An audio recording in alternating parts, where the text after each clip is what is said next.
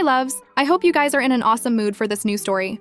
Before we get started, make sure to smash that like button and subscribe to the channel so you don't miss any new videos. So a man showed up at my job last Thursday, asking for me by my full name.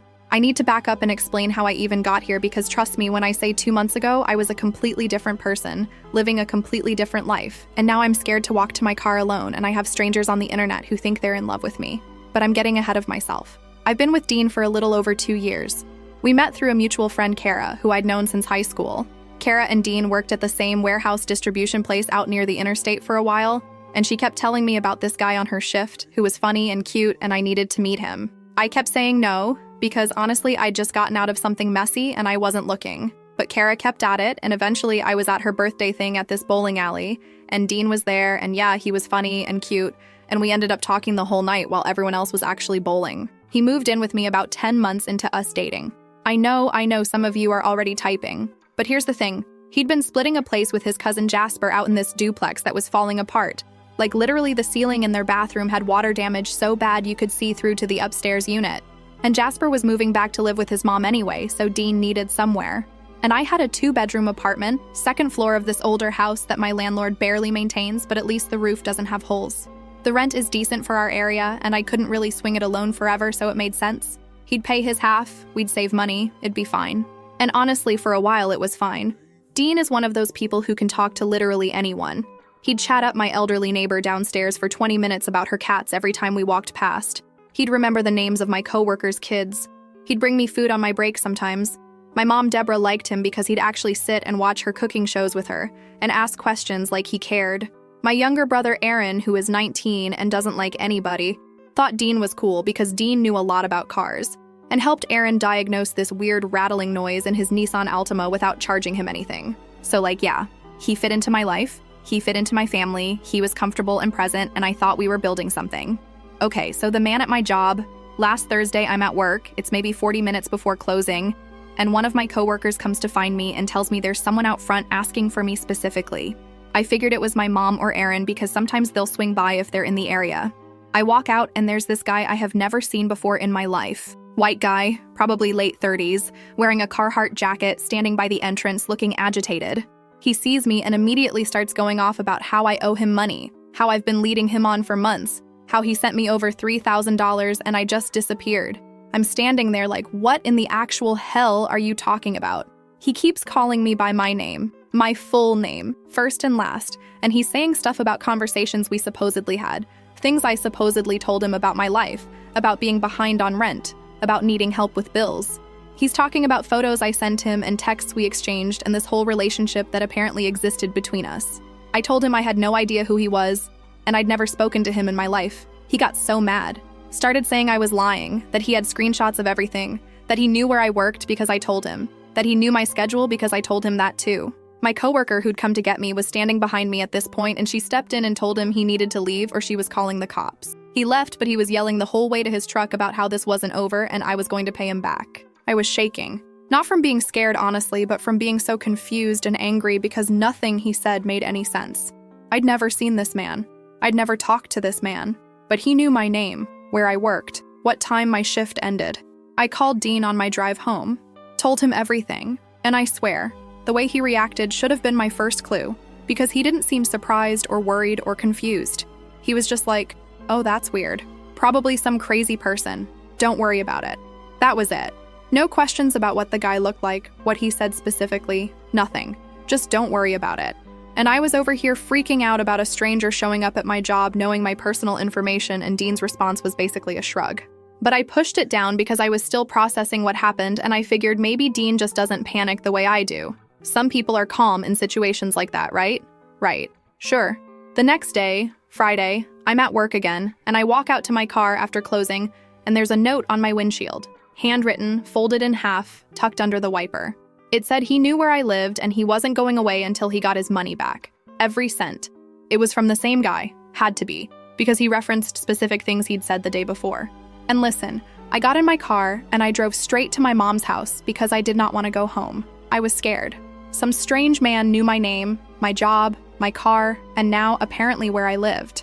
I sat at my mom's kitchen table and told her everything. She wanted to call the police right then. I told her I wanted to, but I also wanted to understand what was happening first because none of it made sense. How did this man think he knew me? How did he have my information? Where did he get my name? My mom kept asking if maybe it was some kind of identity theft situation, and honestly, that's what I was thinking too. Maybe someone stole my photos from social media and used them to catfish people. It happens. I started going through my Instagram, my Facebook, checking if anything looked off, if someone had duplicated my accounts. Nothing obvious. Saturday morning, I woke up at my mom's place because I'd slept there, and I had this pit in my stomach that wouldn't go away. Dean had texted me a few times the night before asking when I was coming home, and I'd told him I was staying at my mom's. He didn't push it, didn't offer to come check on me, didn't seem concerned that his girlfriend was so scared she wouldn't go home. Just said, okay, cool.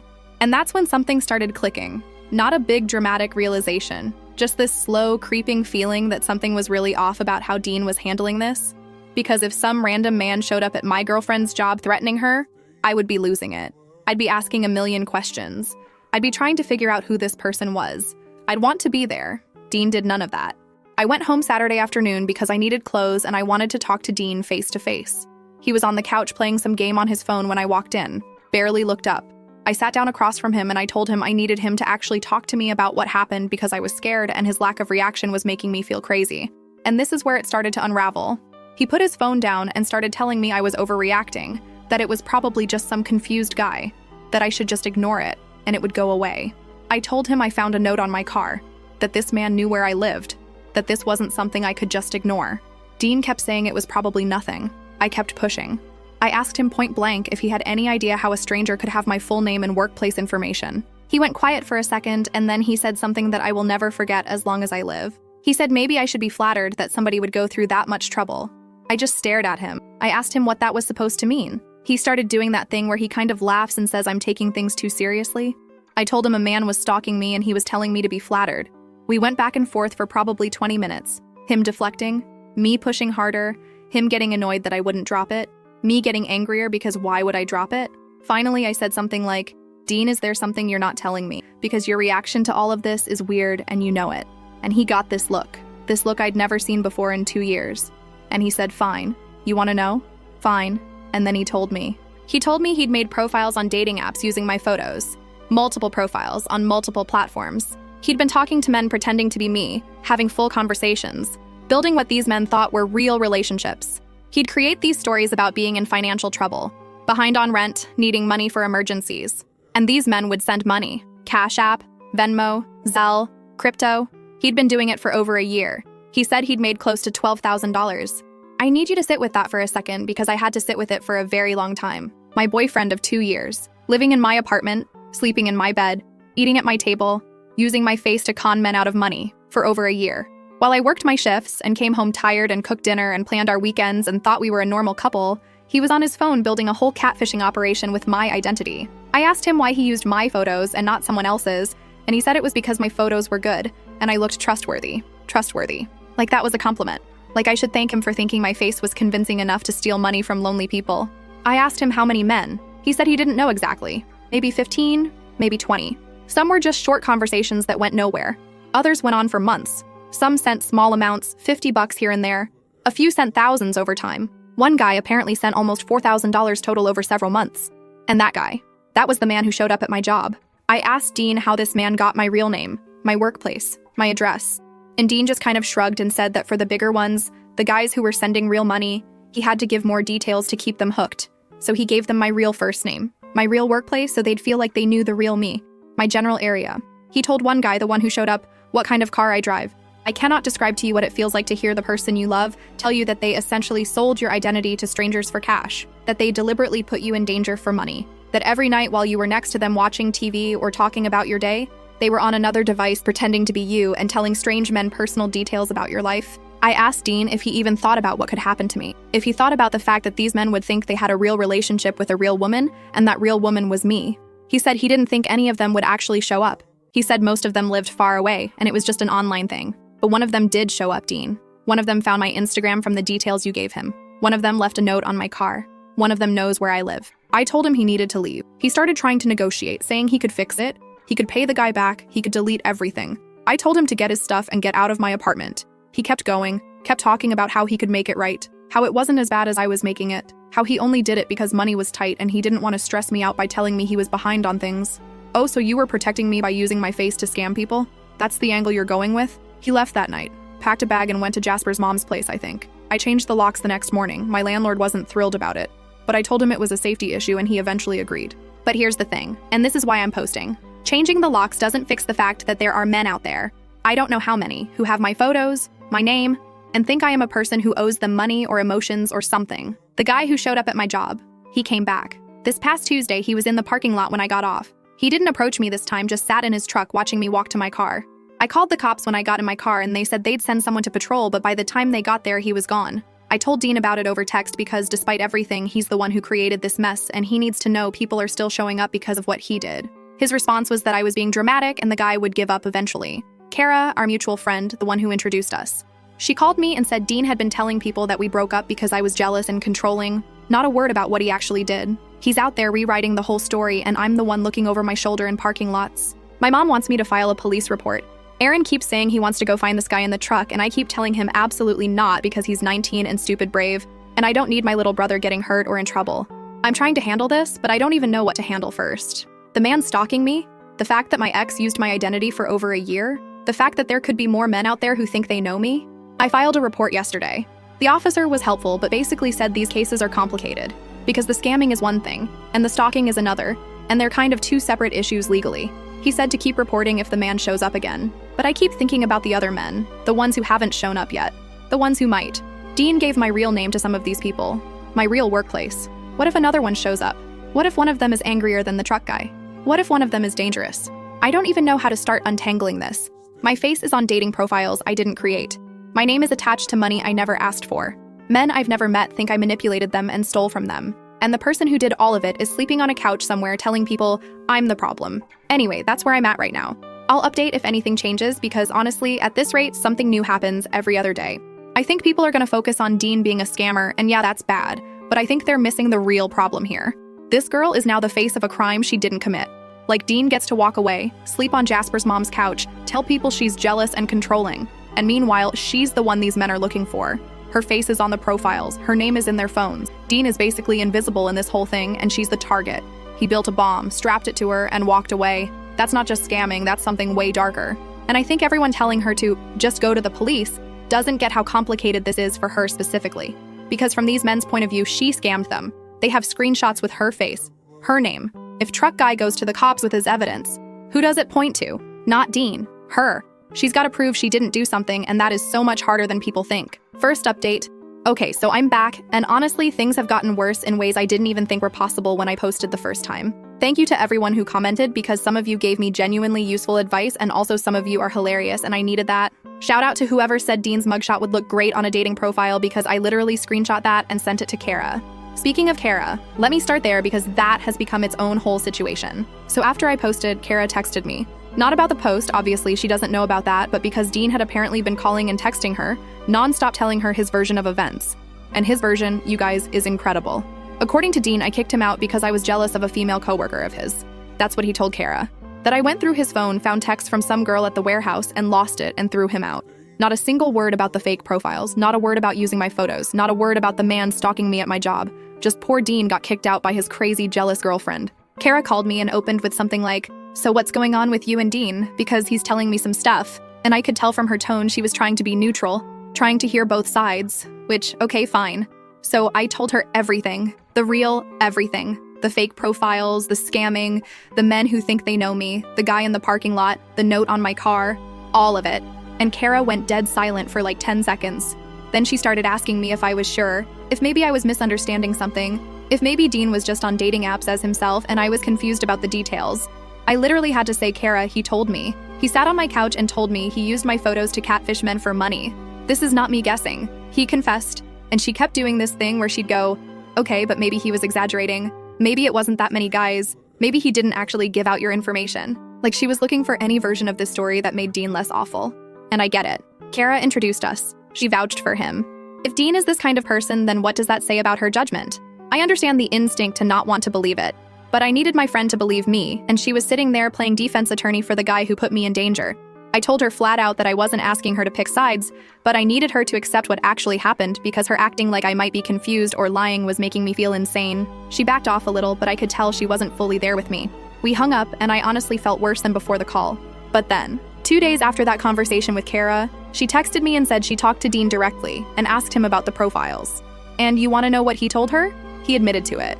But he framed it like it was some casual side hustle, like he was selling stuff on eBay or something. He told Kara he made a couple profiles, talked to a few guys, made a little money, and I was blowing it out of proportion. He told her I was making the stalking thing up for sympathy, that no one had actually shown up at my job, that I was using it to make him look bad so people would take my side in the breakup. Let me say that again. The man who confessed to me while sitting on my couch is now telling people I made up the stalking that he caused, by giving a stranger my real name and workplace and car description. He's out there telling people I fabricated a man showing up at my job when I have a police report filed. Kara told me all this, and to her credit, she did say that something wasn't adding up with Dean's story. But she also said she didn't want to be in the middle of it, which you introduced us, Kara, you're already in the middle of it. But whatever. I told her I understood, and I left it at that because I had bigger things to deal with, like the guy in the truck. Let me get to that because, oh my god. So after the Tuesday where he was just sitting in the parking lot watching me, I adjusted my schedule so I wasn't leaving at the same time every day. My manager was cool about letting me shift my hours around a little. For about 4 days, I didn't see him. Thought maybe he actually gave up. Nope. Last Saturday, I was at the laundromat because the washer hookup in my apartment is broken, and my landlord has been saying he'll fix it for 3 months. He won't. It's this little place about 6 blocks from my apartment. I always go Saturday mornings because it's usually empty. I'm sitting there on my phone waiting for my stuff to dry, and I look up and that truck is in the parking lot. Same truck, same guy, sitting there. I don't know how he found me there. Maybe he drove by my apartment and saw my car gone and followed the route. Maybe he'd been watching before and knew my routine. I don't know, but he was there. I did not go outside. I sat there and I called my brother Aaron because he lives closer than my mom, and honestly, I just needed someone there. Aaron showed up in 15 minutes and the guy was still sitting in his truck when Aaron pulled in. Aaron, being Aaron, walked directly to the guy's truck and started yelling at him. I ran outside because I didn't want Aaron to get himself hurt or arrested, and I got there in time to hear Aaron telling this man that he was stalking his sister and he needed to leave now. And the guy, this man whose name I later found out is Greg, by the way, because it was on the police report he apparently filed in his own state about getting scammed. Yeah, he filed a report too. About me because he thinks I'm the one who took his money. Greg starts yelling back that I stole from him and I'm a con artist and he wants his money. Aaron is yelling that I didn't do anything and this isn't my problem. Greg is yelling that he has proof, that he has months of messages and receipts. It's a whole scene in this laundromat parking lot at 9:30 in the morning, and the owner of the laundromat comes outside asking if she needs to call the police. I told her yes, please call them. Cops came. 2 officers. And this is where it gets really complicated because Greg is standing there with his phone pulled up, showing them months of text conversations with someone he believes is me. And I mean, these messages are detailed, you guys. Whoever Dean was pretending to be, he put work into it. Greg was showing the officers these long conversations about daily life, about struggling with bills, about being lonely, about wanting to meet up eventually. He was showing them Venmo receipts and Cash App transfers. He had over 5 months of messages saved. And the thing that made me want to scream is that the person in these messages sounds like me. Not exact, but close. The writing style, some of the phrases, references to things from my actual life. Dean didn't just slap my photos on a profile and wing it. He studied how I talk and mimicked it so these men would believe they were really talking to me. He used details from my real life to build a believable character. Where I actually work, the fact that I have a brother, the name of my cat. My cat. He told this man my cat's name. This stranger knew my cat's name before he even met me, and that detail specifically made me so angry I almost couldn't talk. The officers took statements from both me and Greg. They were professional about it, but I could tell it was a weird situation for them too, because Greg genuinely seemed like he believed I had scammed him, and he was the victim here. And in a way, he is a victim. He got scammed. He lost $3,400 to someone he thought cared about him. But the person who scammed him wasn't me, and I don't owe him money, and I definitely don't owe him access to my life. They told Greg he needed to stop coming to my workplace and following me around or he'd be charged with stalking. They told me to continue documenting and consider a restraining order. Greg was pissed. He kept saying so she just gets away with it.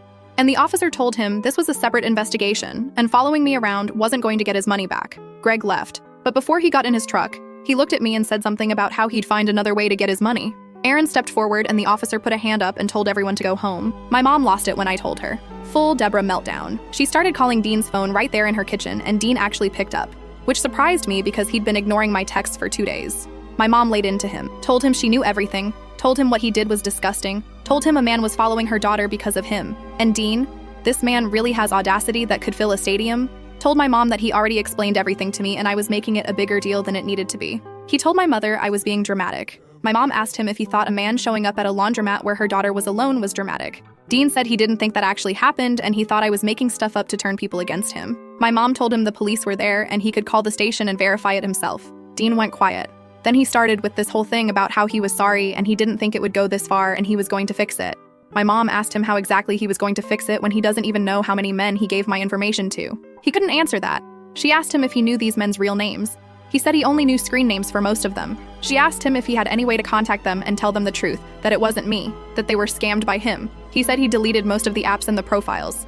He deleted them. So not only does he not know who all these men are, he destroyed the only way to find them and tell them the truth. The profiles are gone, the conversations are gone, and there are men out there with my photos and my name and my information who still think I personally took their money, and there's no way to reach them and explain what happened. When my mom told me that part, I literally had to leave the room. I went and sat on the back porch of her house, and I just sat there trying to figure out how my life got here. 2 months ago, I was planning what to get Dean for his birthday. I was looking at those personalized mugs on Etsy because he always said he wanted one with our cat on it. And now I'm filing police reports and looking over my shoulder at laundromats. Aaron sat down next to me after a while and told me he wanted to go to wherever Dean was staying and make him tell Aaron the names and information of every single man he'd talked to. I told him that wasn't going to work because Dean already said he deleted everything. And also I needed Aaron to not go confront Dean because the last thing I needed was my brother getting arrested. Aaron was frustrated. My mom came out and said she talked to her friend Annette, who went through something kind of similar years ago. Not the catfishing part, but the identity stuff and the not knowing who has your information. Annette apparently told my mom that I needed to change all my passwords, make all my social media private, and get a Google alert set up for my name. I'd already made my Instagram and Facebook private, but the other stuff I hadn't thought about. So I spent that whole weekend doing digital cleanup, changing passwords, setting up 2-factor authentication on everything, freezing my credit, searching my own name online to see what came up. And that's how I found one of the profiles. It was on this dating site I'd never even heard of, and it was still active. Dean said he deleted everything, but he either missed one or he lied about deleting them all. Probably the second one, let's be honest. And there was my face, my photos, stuff from my Instagram that I'd posted over the last 2 years, my first name, a bio that described someone who sounded like me but wasn't me, same city, same general age, details about liking cats and hiking and cooking, which, okay, I do like all those things, but I did not write that profile. I screenshot everything before it could get taken down, sent it to myself, sent it to my mom, saved it in 3 different places because I was not losing that evidence. Then I tried to figure out how to report it to the site to get it removed, but their help section was basically useless. Just generic forms that probably go nowhere. I texted Dean. I told him I found an active profile with my photos and asked him how many more were still out there that he supposedly deleted. He left me on red for 6 hours. 6 hours. Then he responded and said he thought he got them all and he must have missed that one. I told him I needed a complete list of every platform he used, every profile he created, every username. He said he didn't remember all of them. You're telling me you ran this whole operation for over a year and you don't remember the platforms? You don't remember the usernames? You made $12,000 doing this and you kept no records? Either he's lying or he's the most disorganized scammer alive, and honestly, neither option makes me feel better. I told Dean that if even one more man showed up in my life because of what he did, I was going to make sure every person we mutually know heard the full detailed truth about what happened. Not my version, not his version, the actual version with screenshots and police reports. He texted back and told me I was threatening him and that wasn't okay. Me threatening him. I cannot. I genuinely cannot. I'm meeting with someone about the legal options this week. I'm still working on getting that remaining profile taken down. Greg hasn't shown up again since the laundromat incident, but it's only been 5 days, and honestly, every time I walk to my car, I'm scanning the parking lot. I still don't know how many profiles are still out there. I still don't know how many men have my information, and Dean is still out there telling people I'm the problem. Oh, and one more thing. I was talking to my mom about this whole mess, and she mentioned something I hadn't even thought about. She asked me where the $12,000 went. Because Dean was living with me, splitting rent and supposedly working. Where did an extra $12,000 go? He doesn't have a new car. He didn't buy anything major that I noticed. We weren't going on trips. $12,000 over a year is $1,000 a month on top of whatever he was making at the warehouse. I don't know where the money went. And the more I think about it, the more that question keeps me up at night. Because that money is connected to my face and my name, and I have no idea where it ended up or what it paid for. I'll update again when I have more information. For now, I'm sleeping with the chain lock on my door, even though I know that flimsy thing wouldn't stop anybody. And I'm checking the parking lot from my window before I leave for work every morning. This is my life now because Dean needed extra cash and decided my identity was his to use. If you're still reading, thanks. I know it's a lot. I know I keep saying that. It just keeps being a lot. Edit. To everyone telling me to get cameras. I looked into it and my landlord won't let me drill anything into the exterior of the building.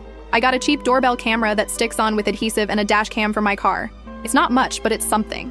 And yeah, my social media is fully locked down now. Kara is giving me pick-me energy for a man who isn't even her man. Girl, why are you fighting this hard to keep Dean comfortable? We all know someone like this, and they always end up on the wrong side. Calling it now. Dean is not stupid, and that's the problem. Stupid people get caught and panic. This man got caught and launched a whole smear campaign. He's not a guy who messed up once, babe. That's a guy who's been doing this his whole life and getting away with it. I can't even be fully mad at Greg because, who is he supposed to go after? Dean deleted everything and dipped. This girl is the only face Greg knows. Dean literally set her up to take all the heat and walked away clean. That man doesn't just ruin your life, he makes sure you're the one dealing with the mess. Last update, I'm sure some of you thought I disappeared, but no. I've just been living through the most exhausting 3 weeks of my life, and every time I sat down to write this, something else would happen. And I'd think, okay, that needs to go in too. So after my last update, I mentioned I was meeting with someone about legal options.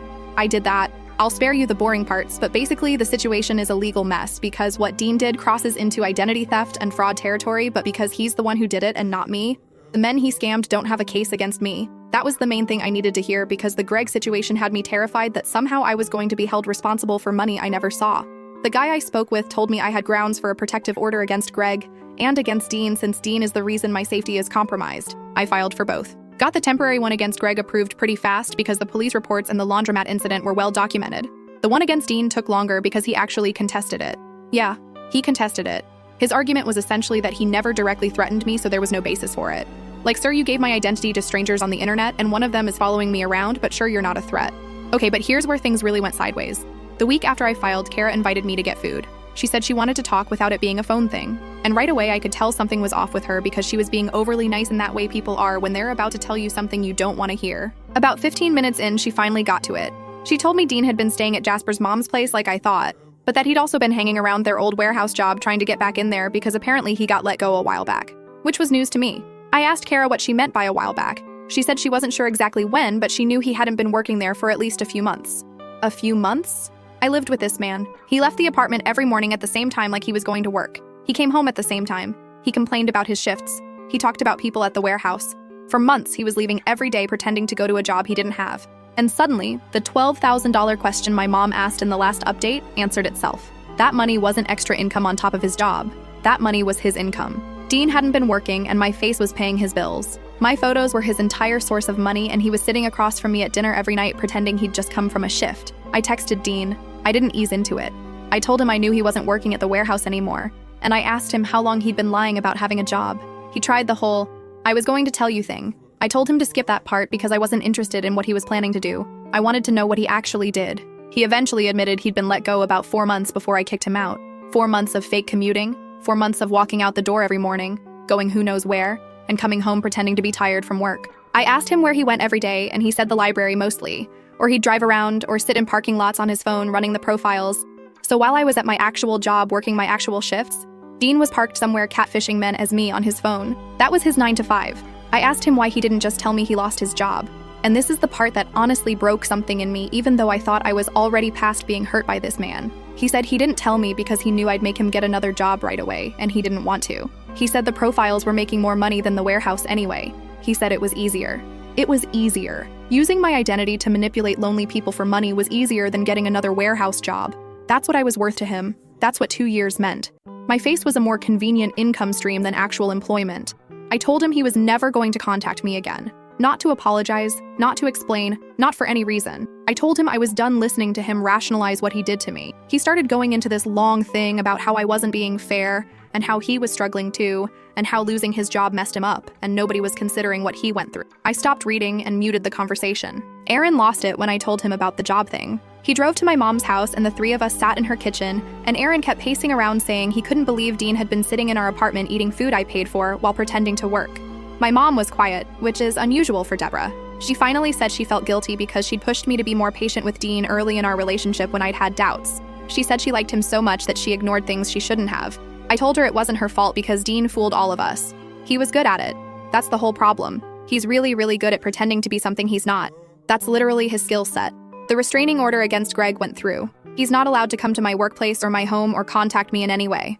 I don't know if he'll respect it, but at least now there are consequences if he doesn't. I haven't seen his truck since the laundromat. The one against Dean went through eventually too, after the additional information about the job situation came to light. Kara.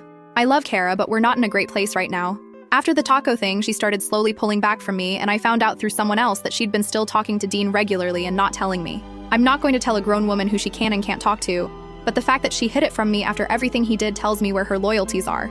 I sent her a text saying I wasn't angry, but I needed space from people who were still in Dean's corner. She said she wasn't in anyone's corner, and she was just trying to be fair to everyone. I left it at that because I know what trying to be fair to everyone means when one person is the victim and the other is the one who victimized them. It means picking him and calling it neutrality. I found and reported 3 more active profiles over the past 2 weeks. 3. Dean said he deleted everything, and there were 3 more with my photos still out there.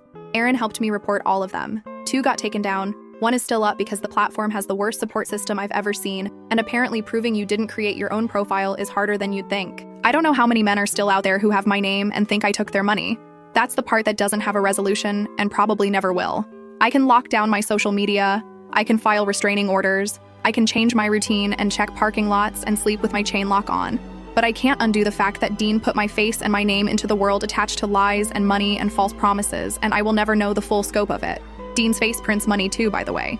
It's just that the currency is other people's safety and he spends it without thinking twice. Anyway, that's the whole story. I hope I never have a reason to post here again, but if I do, at least I know you'll show up. It was easier. That's what he said. He didn't even try to give a good excuse. Not depression, not the job market, nothing. He compared stealing his girlfriend's identity to warehouse work and said the scamming had better pay. Like he was reviewing 2 gig apps. Yeah, DoorDash is fine, but catfishingmygirlfriend.com has better hours. I am on the floor. Kara did exactly what I knew she was gonna do. I'm just trying to be fair to everyone. The motto of every fake friend who wants tea from both sides. You can't be neutral when your girl's whole identity got stolen. That's watching someone get robbed and saying, well, let me hear the mugger's side. Bye, Kara. And the scariest part isn't even what Dean did. It's that she never would have known if Greg hadn't shown up at her job. So y'all go check your man's phone tonight. I'm serious. Anyway, that's the story. Love you guys. See you in the next one.